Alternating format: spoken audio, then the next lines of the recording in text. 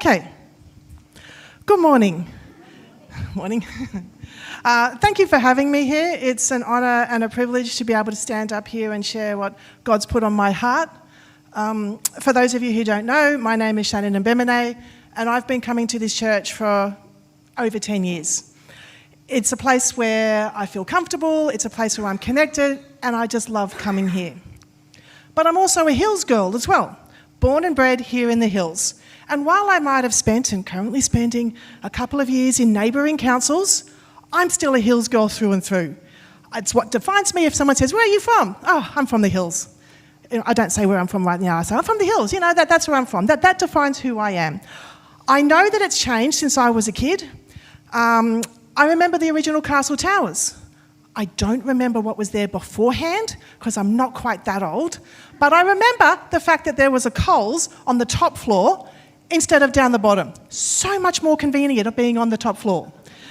I also remember before there was event cinemas, there were the old bush fire sheds. And I used to run youth group there for many years. And I loved it. It was a great place. But what really defined you as a Hills kid was what you did as soon as you got your Ps. And that was if you could navigate the Macca's drive-through. Now at the time, before they built a new one, there was a very steep, narrow driveway, sharp turn at the bottom. You ordered your food, and then you had to juggle that while doing the same sharp turn and up the other side. If you could manage it without spilling it, losing your side mirrors, or scraping the back of your car, you were the A1 driver. The rest of the community was completely safe that you were never going to hit them.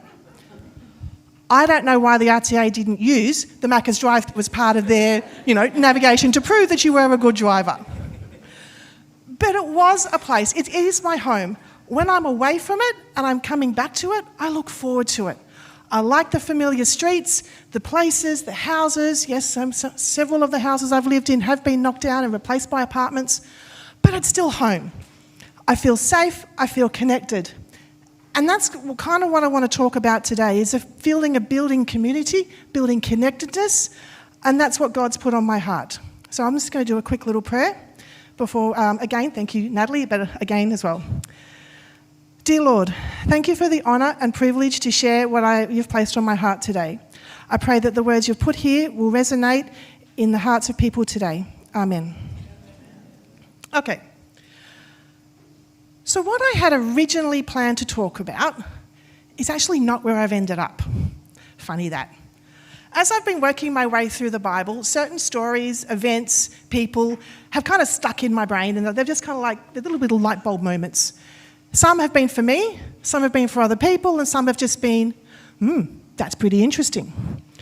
One of those things that has stuck in my brain since I've read it was the book of Ezra and the rebuilding of the temple. Now, as I was thinking and praying about this, I realised that I was like, God kept pulling me back to the 70 years beforehand, to the time when they were in exile. As much as I wanted to stay in the rebuilding of the temple, it was like, no, God was shifting my focus back to that time, which is where I've ended up naming what I'm going to talk about today, is shifting our focus. So, as any good teacher will do, you start, and I was a teacher in a previous life, I still do learning and development, but a teacher through and through. You start with your idea, your concept. What is it that you want to talk about and unpack? And you begin to work out what the context is. You ask yourself the who, how, when, where, why, what. Those kind of questions. Which leads me to my first question, which is, up on the screen, why were the Israelites taken into exile? As any good, if you've been to Sunday school, you would know your stock standard answers to any question the teacher will ask is God and Jesus. Then the teacher says, no, we're talking about the Old Testament. So, it's God, and then there's a toss-up between Adam and Eve and Moses. But beyond that, it's because they were naughty.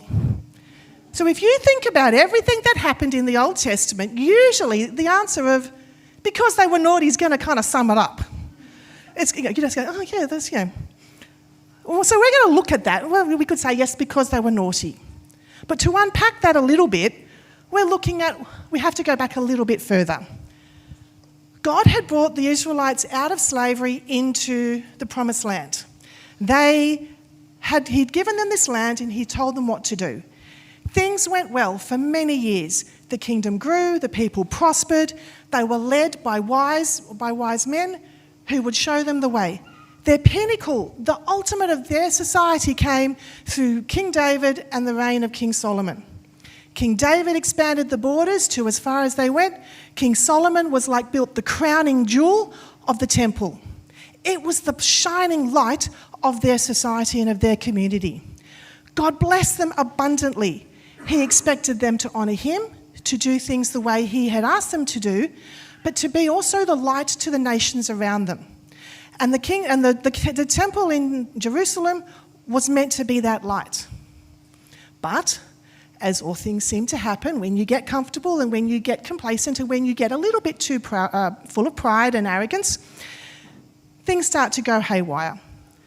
Once King Solomon died, there was a series of kings that came up that were disobedient to God. They worshipped idols, they mistreated the poor, and they led people astray.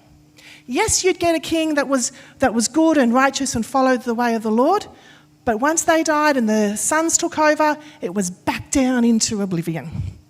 But what was the actual final straw that had led them for God to say, "No, that's it, you're done"? Leviticus, up on the screen, yes, Leviticus. Who'd have thought you'd have a sermon on Leviticus? Leviticus 25, 1-5 says, "The Lord said to Moses at Mount Sinai, 'Speak to the Israelites and say to them, when you enter the land I'm giving you, it must observe a Sabbath to the Lord. For 6 years sow your fields, and for 6 years prune your vineyards and gather your crops.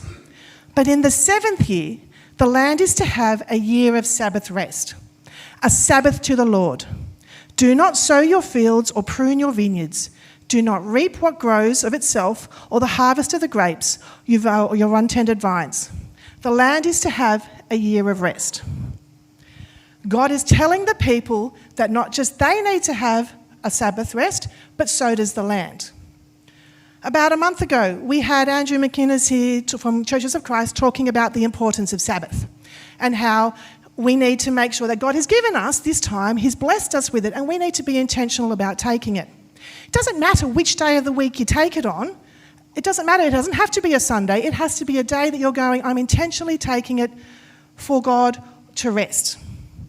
Now, I've been a Christian most of my life. I can't remember a time when I don't think I was. But to be perfectly honest, Sabbath has not been something that I've intentionally done. Up until about 6 months ago. Now, it wasn't something that I intentionally did, and I didn't realise I was doing it. It kind of crept up on me and went, boo, you're doing Sabbath. And I'm like, oh, okay, all right, that's good to know. I didn't realise. So just to explain, I would, on a Sunday after church, I would do grocery shopping in the afternoon. I don't mind grocery shopping, but on a Sunday I'd kind of get in the car and I'm like, oh man, I'm going to go home and unpack. And then I'd unpack, and then I'd sit on the lounge for about 15 minutes and go, oh man, I've got to cook dinner. I'm tired and I've got the rest of the week to come. And it was exhausting, and I was not a happy camper. Then last year, towards the end of the year, I changed and I started doing my grocery shopping on a Saturday, which meant on a Sunday, I'd come to church. It was good. I was excited. We'd maybe go out to lunch. That was great. But there was time we intentionally went home where I would rest, where I would do things that I actually liked doing. Now, Andrew said that he has a friend who loves mowing the lawn and doing gardening. He does that on his Sabbath because it gives him energy. It's a way of blessing God. It's a way, or not blessing God, it's a way of honouring God and going, yeah, I'm doing this. It's what fits. That, for me, absolutely not. Mowing the lawn, anytime. Okay, not. But what I would do is that I'd sit and I'd paint. I'd listen to worship music. I'd read a book. Sometimes I'd have a nap or even just watch television, but it was intentionally stopping and not putting other things in that time. Then I would cook dinner. And I loved cooking dinner. And I love cooking dinner on a Sunday because I can try new things. Trying new things is good, family. Say yes. I can do things that take longer because I have the time and the energy. Then we would sit down as a family and we would eat, and I love it. I'm energised for the week, and it just sets me up. And like I said, I didn't realise that this was my Sabbath. I was actually intentionally doing things that brought my family together, that gave me rest, and all intents and purposes honoured God. Now, God was saying, you have to keep doing Sabbath. You have to, but he also said the land has to take a year off. You are not to plant your crops.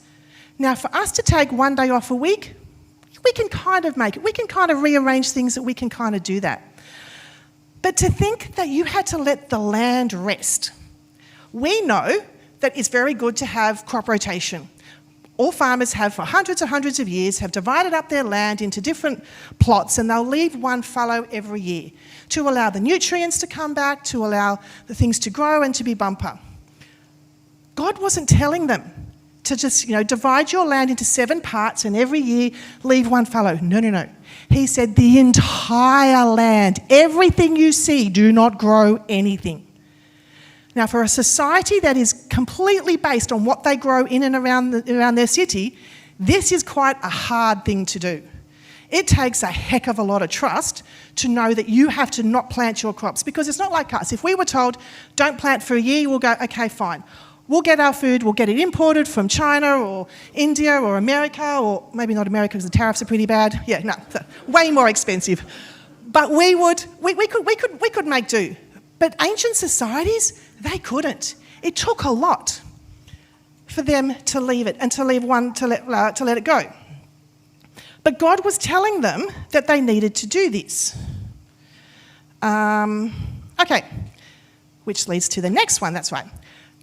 The people would be worried or concerned. It's okay, because God gave them a plan that the next slide, which was Leviticus 25, again further on, it says, if you follow my decrees and obey the law and you live in my land safely, the land will yield its fruit and you will eat of it and have safety. But you may ask, what will we eat in the 7th year if we don't plant, harvest our crops? I will send you such a blessing in the 6th year that the land will yield enough for 3 years. While you plant during the 8th, you will eat from the old crops and will continue to eat until the harvest of the 9th year comes in. God's telling them, they've got a hint. On the 6th year, you're going to know you've got enough food to last the next couple of years. I think that's a pretty easy way to trust. When God tells us to trust him, we're kind of like told you need to step out of the boat and hope to high heaven that water is hard enough for you to stand on. We have to take our step of faith first. That can be hard, that can be scary. I quit my job after 25 years and I didn't have another one, and I was worried, I was scared. Am I going to get another job? And I have. I love it, it's given me time to do other things, but it's a scary move. God may be asking you to step out, to change jobs, to just move to a different place, to do something different. It's a scary thing, and we need to shift our focus onto trusting him. Now, the Israelites would have seen, they had a bumper crop. They saw in the 6th year, excellent, we're going to have enough to just kick back for a year, maybe 2, we're going to have more than enough food. But over the time the Israelites were in, and they were in the Promised Land for about 900 years, sort of were there for a big chunk of time. For 490 years, their greed and their selfishness took over. They did not observe the Sabbath rest. They didn't let the land take its rest. They took what God had given them, they used it for themselves, and they had no concern about other people. It wasn't just because they wanted to get things for themselves. It was a way of showing that they trusted God, that they put God first, they considered the land. Now, God has a balance. We know it's important to let land rest. God obviously knew this, he made it, but he wanted people to see it and to learn it as well. When we shift our focus onto the rest God tells us and acknowledge that it's him who is in control, and everything is going to be fine, and that's what he wants. But the Israelites didn't. So they were warned. They had prophets that came through that said, don't do it. Jeremiah, Ezekiel, Amos, they all came through and said, don't. God will take you from the land. And it did. King Nebuchadnezzar came through. He sacked the city, left the temple in rubble. He plundered the treasures and he carried the people off to Babylon. Which leads to the next question. What happened when the people were in Babylon? And this is kind of the real focus, because I didn't realise a lot of these things until I was like, oh, that was interesting. So in 2 Chronicles, he carried the people in, it's 2 Chronicles, the next slide. He carried the people into exile, a remnant who escaped the sword. They became servants to the Lord. They became servants to the king, to him and his successors until the kingdom of Persia came to power. The key word there was that they became servants. They weren't taken off as slaves. They didn't have, and it's a slightly different dynamic between a slave and a servant. In Egypt, they were slaves. In Babylon, they were servants. Yes, they didn't have the same freedom they would have had with themselves in Jerusalem, but it wasn't that bad. They were allowed to build homes, plant crops, even establish businesses. Their brightest and their best were taken, educated, and given jobs in the government. They had influence within what happened in Babylon society. They actually were quite comfortable. How we know this was that there were people within Babylonian society who were jealous of the Jews, who were jealous of maybe how they were prospering, of the influence they had. They tried to get the king, they tried to manipulate the king to destroy them. But God's faithfulness and the faithfulness of a few key people, but also the people as well as standing strong, was that they didn't. They did, yes, they were in Babylon, they were in exile, and they were sad. You know, there's that song, you know, by the rivers of Babylon they sat and they moaned and they were sad. They mourned for what they had lost, but they mourned for their former glory. It's like anybody who had had a major success in their life and it was amazing. They were the greatest at something. Time passes, other people take over and they're no longer there. And you think back to that time with a bit of sadness in your heart when things like that happen. And this is what was happening. But more importantly, God was shifting their focus, which is the next question. What did God show the Jews of himself? And this is the crux. This is the main thing. For 400, 500, 600 years, the Israelites had the temple. They would go, they would do their worships, they would do their sacrifice. So you'd go, you'd do your weekly, monthly, yearly sacrifice. You'd go, right, that's it, I'm done. I'm going back down to the city. I'm going back down to my home and do whatever. God was stuck up there in the temple. He was contained. He was in a box. When they were in Babylon, that wasn't happening. They didn't have the temple. You could only go to one place to perform your rituals. A significant shift happened. With no temple, the people began to come together in small community groups. This was called synagogue. And this was when the synagogues became a thing. Now, a synagogue is defined as a gathering place, an assembly. And there was a profound shift that happened. They just didn't have one synagogue in the middle of Babylon. They had lots of small community ones throughout wherever they dwelt. Just like we have small community churches. It was a way of God saying, no, my focus is not just being up on a hill and people come to me. I want to be out there in the community. He shifted their focus to see that and to be that. That was where God happened. They learnt that worship was coming together to perform and to bring people together in the community. Now, God is moving in and that's what happens here at Restore. We have built a place, we've come together where this is a place where you can belong. There is a sign on Showground Road that says, come to Restore, a place you can belong. The little subtitle is, while you work out what you believe. This is what we've created. This is a good place to come. This is our community. Just give me a drink.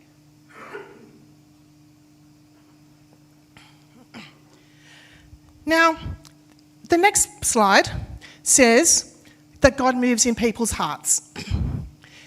The people were in Babylon for 70 years.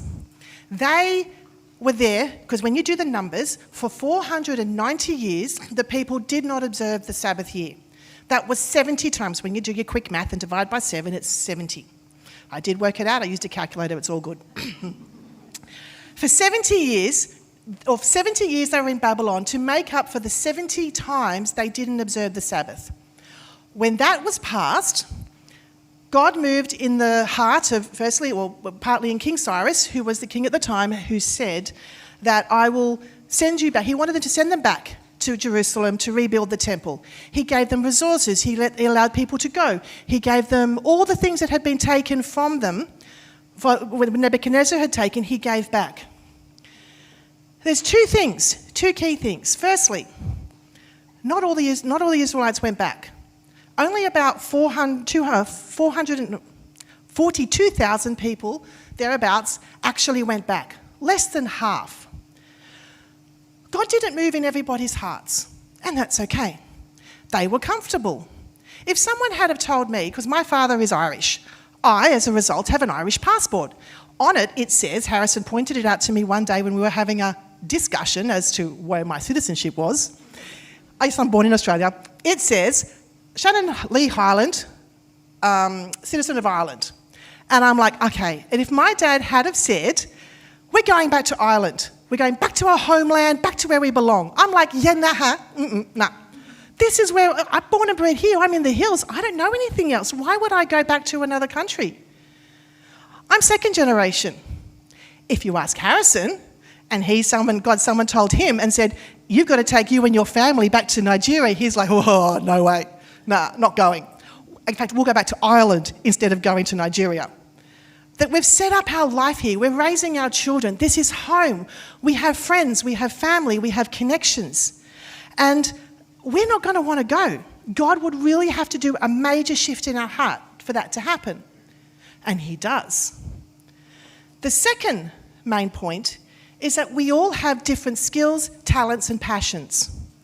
If God wanted us to go back to Ireland or to go back to Nigeria, then he would have given us the skills and passions to want to do that, to go back, to do something intentional. God has given us all different skills and passions and talents to come together to build our community here at Restore, in Castle Hill, in the hills, but also in the places where you live, if you don't live in the hills, in the places where you work, in the other things you're connected with. God changes the way we do things. Now, forever and a day, every church has always had a worship team. They've always had a kids' church. They've mostly always had a welcome team. But things move in people's hearts at different times to start new things, to bring people together. Andrew had an idea of a coffee team, not just having, your Nescafe quick, instant coffee. He said, we need a coffee machine. We need barista-made coffee, because it's a time that we could come together after church and actually have a good reason to stay, not just because you make community, but there's good coffee. He had a passion. He had an idea. He's developed an amazing team of people. He's stepped back. Others have taken on that role of that because it is part of building what makes this community. In more recent years, we've had Talitha has a passion for prayer, for dawn prayer, not just prayer, but dawn, 6 a.m. prayer. You really have to have a passion for that one. She does. There are a bunch of women who come at 6 a.m. twice a month to pray. They are building community. They're setting the foundation of what happens in this place. More recently, we've had Brad and Dave love a good podcast. They have passions for podcasts. They have passions for hearing people's stories. And they've started making those recordings. When we understand each other better, when we hear their stories and can connect to them, it means we understand them better. We have stronger bonds. The 3 ladies that were up here last week just touched on their stories, just touched a little bit. For them to be interviewed more and to unpack those would be amazing for us to hear about what they've been through, what their challenges, what their successes have been. We all have stories. If you have a story in your heart, if you have a story you really want to share, don't wait for the guys to come up and ask you and say, do you want to be in our podcast? No. Go up to them and say, I've got a story. Do you reckon you could interview me? They'll go, yeah, sure. Don't wait back. If you have something in your heart to do, go and do it. Now, sometimes those things in our hearts can be there for quite some time.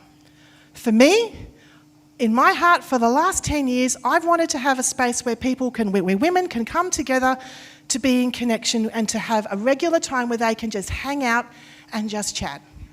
Made it Creative Connections. It was something that I wanted to do for a really long time. In my previous job as a teacher, I didn't have the energy, the physical, emotional, or even spiritual energy to go through because I was exhausted. My life has changed. It has allowed me to do this. Because out in our community, there are so many people who are longing for connection, who need to be part of something and to know that there is a place that they can be themselves, that people will hear them and listen to them. Yeah. People are lonely out there. Even just this morning on Hills District Mum, someone posted, "What do I do?" This was the second post. There was another post a week ago. I said, "I'm really lonely. How do you make friends? It's really hard." If we can create opportunities for people, for both men and women, to come together and to build and be sown into a community, then that's what our job is to do. Shift our focus that God is with us in community. We don't do it by ourselves, we do it with each other. And that's where we really need to focus on. So to sum up, there's 3 things. The next slide says, shift our focus back into trusting God. Trust that He will give us the time, the energy, that if we have the idea, if we have the skill, if we have the passion, we trust Him to see that. Go and talk to other people. Ask if other people have the same idea. Ask if you're on the right track. Go and find out. Go and, test the waters a little bit. But trust God. If it's not the right time, it'll be clear. If you have people who have other ideas that can kind of slightly shift it a little bit, that's good too, because God's put something else on their heart to make it even better. We need to, secondly, shift our focus away from ritual and habit. You just don't turn up to church on a Sunday and do everything as you go. You do it intentionally. We're here to build community. We're here to make connections with people. God is among us. God is on relationship and He is with us. And the third one is that allow God to shift your focus and to move your heart. Things you might have been ignoring, pushing it back, things you didn't even realise until you started looking into it. Allow that to happen. And that is my prayer for this place, that you will find a place that anybody will come in here, be welcomed, find connection and find community. Thank you.